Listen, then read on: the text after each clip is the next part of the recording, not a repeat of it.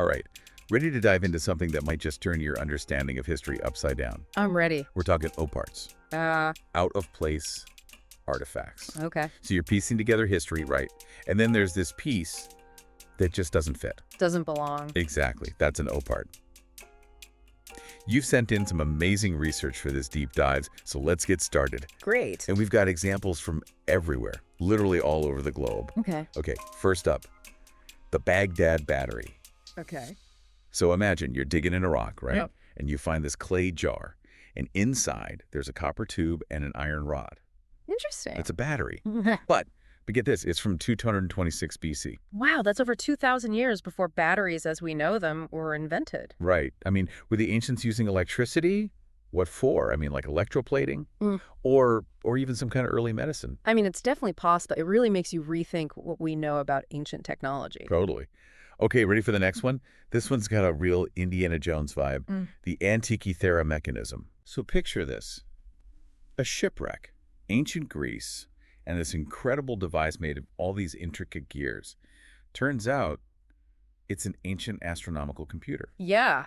It predicted eclipses, tracked planets, super accurate too.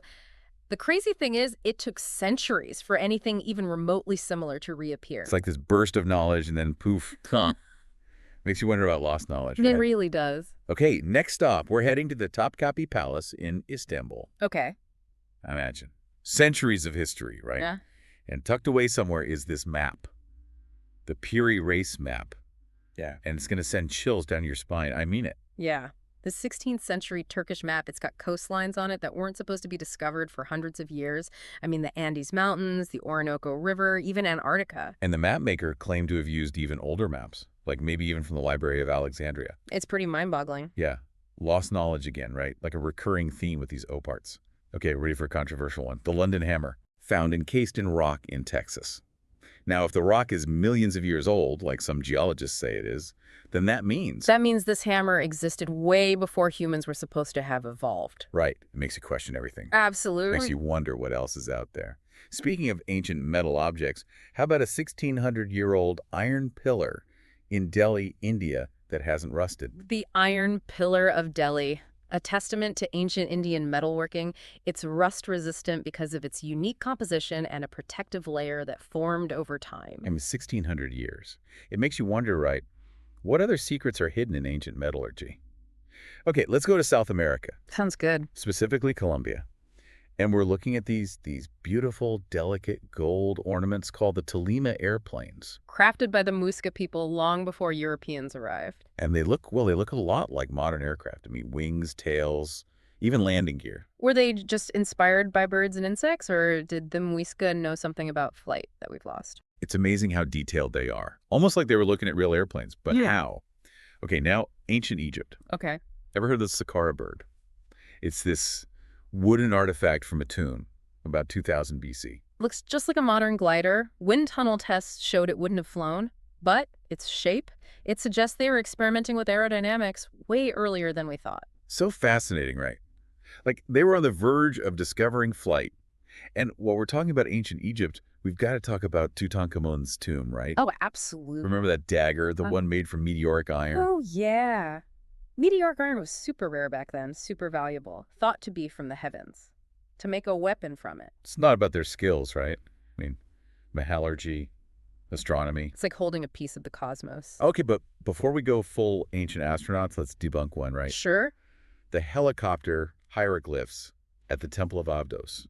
Right. People love to point to those as evidence of ancient Egyptian knowledge of modern technology. But they're just overlapping cartouches, royal names of pharaohs Seti Sisted and Ramses II. Erosion and alterations messed with the temple walls, made them look like a helicopter, tank, even an airplane.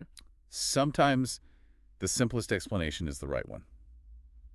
Okay, now to Malta. Ready for something truly baffling. I'm always up for a good mystery. The cart ruts.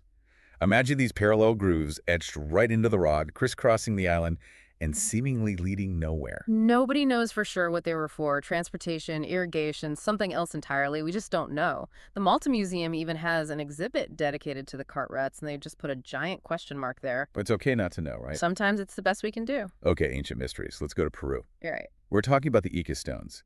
These engraved stones, they were found in the Nazca region, and they've caused quite a stir. Dinosaurs alongside humans, complex surgery, what look like astronomical maps. Some people think they're proof of an advanced ancient civilization, but scientific analysis, it points to them being modern creations. Separating fact from fiction, it's tricky, right? Absolutely. We have to be careful. Okay, next up. Something with a pop culture connection. Crystal skulls. Ah, the Indiana Jones connection. These skulls, carved so intricately, and some say they have ancient origins, mystical powers. But science has proven that many are actually modern creations, 19th, 20th centuries most likely. Yeah. Even the British Museum has a crystal skull. They call it the Skull of Doom. And they say, yep, it's modern, but they still showcase it as a cultural artifact. Yeah, interesting, right? That even a fake can have meaning. Mm. All right, let's head back in time to ancient Sumeria. Let's do it. Okay, so there's this recurring motif that has puzzled archaeologists forever. These mysterious handbags held by Sumerian deities. And they pop up in other seemingly unconnected cultures, different times, different places. It's strange. Right, like they have a handle, a cone-shaped thing sticking out. What are they? Tools, weapons, ritual objects? We don't know. The fact that they appear in such diverse cultures, it makes you think. Cultural diffusion, shared symbolism. What's the connection? Like they're holding on to a secret message from the past, but we don't have the key. Okay, last one for this part of our deep dive, and it's a big one. Okay, I'm intrigued. The Shroud of Turin. This linen cloth that some believe was the burial shroud of Jesus Christ. It's got this image of a man on it that has fascinated and divided people for centuries. Oh, yeah. A truly fascinating case.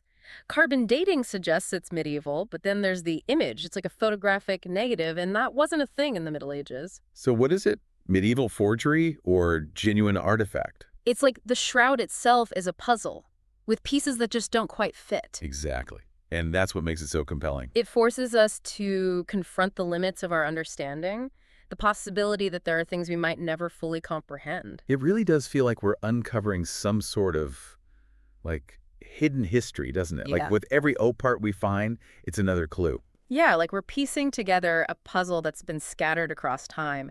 And what's interesting is how some of these OPARTs suggest that what we think of as impossible today might be known in the past. Right. Like, take the Baghdad Battery, for example. Mm-hmm. Electricity in ancient times.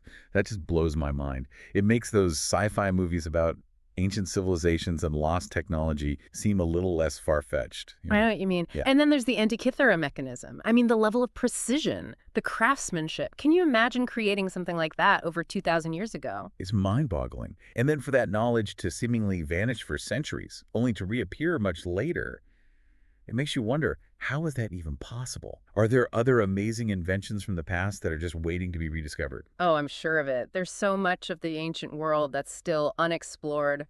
Who knows what incredible artifacts are hidden out there?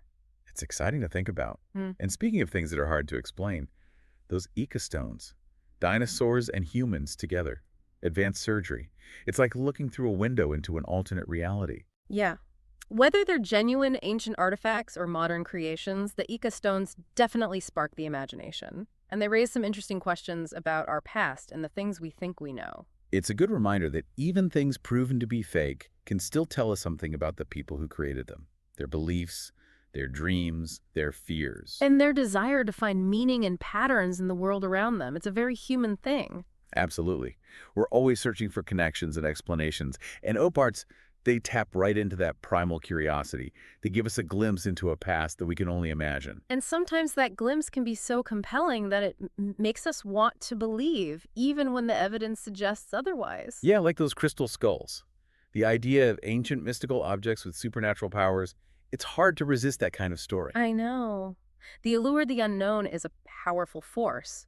But it's important to balance that with critical thinking and a healthy dose of skepticism. We need to examine the evidence carefully. For sure. But at the same time, we don't want to lose that sense of wonder and curiosity, right? That's what drives discovery and exploration. You got it. It's about finding that balance. And I think that's what makes these OPARTs so fascinating. They make us think, they make us question, and they push us to expand our understanding of what's possible. It's amazing to think about, that something like a crystal skull, even if it's not ancient, can still tell a story. Oh, absolutely. It reflects our desire to connect with the past, with the mysterious and the unknown. It's that same fascination, right, that drives us to explore the world, to dig into history, to try and understand these OPARTS, these objects that just don't fit neatly into our understanding of the past. It's like each OPART is a puzzle piece, and we're trying to figure out where it belongs in the grand scheme of things. Exactly. And sometimes, the journey is just as important as the destination. Like, take that Piri Reis map. Even if the map maker didn't have access to, like, some lost ancient knowledge, the map itself is still incredible. I mean, to depict coastlines that wouldn't be discovered for centuries. It just shows you how much we might be underestimating the people of the past, their skills, their knowledge. It makes you wonder, right? What else is out there just waiting to be discovered? Another Piri Reis map. Something even more incredible. The possibilities are endless, and that's what makes the study of OPARTS so captivating. It's full of mystery and intrigue and the potential for discoveries that could completely rewrite history. So as we wrap up this deep dive into the world of OPARTS, I hope everyone listening is feeling, inspired to learn more, to ask questions, to keep an open mind about the possibilities. Remember, history is not a finished story. There's always more to discover, more to learn, things that could change how we see the world and our place in it. Well said. And to all our listeners out there, keep exploring, keep questioning, and who knows, maybe you'll be the one to uncover the next OPART that changes everything. Until next time, keep diving.